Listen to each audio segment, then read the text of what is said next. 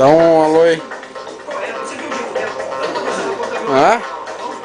Não, a foto? Hã?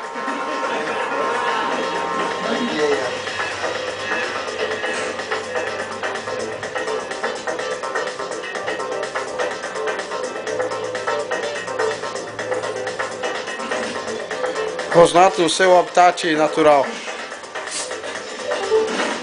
Quem bebeu meu suco de maçã? Ah, ninguém me ouviu?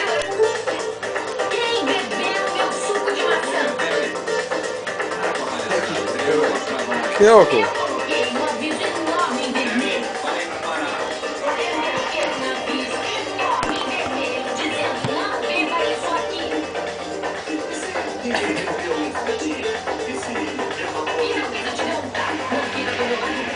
Só está aqui respondendo ao aplicativo da sua mão. É a droga da minha garrafa de suco de maçã. Eu não tô com nada de ninguém por aqui.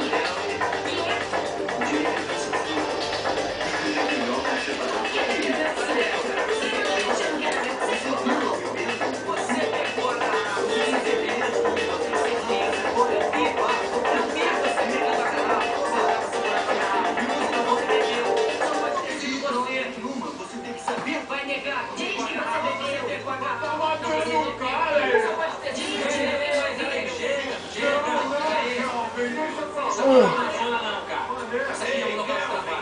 Seu pai não toleraria essa bagunça. Você tem que dar um jeito nisso. Damas, vai se sentar e vai jogar, tá? Eu pareço com meu pai?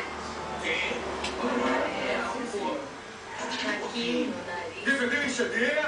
Ah, não, hoje não, cara. Aí, Cristal, tudo que você quiser, cara. Não, Eu tenho o hoje nome do BMX aqui, ó. Hoje não, sai. Tá certo, Sai expulsando a fora. galera daqui, Fora. né, irmão? Qual é?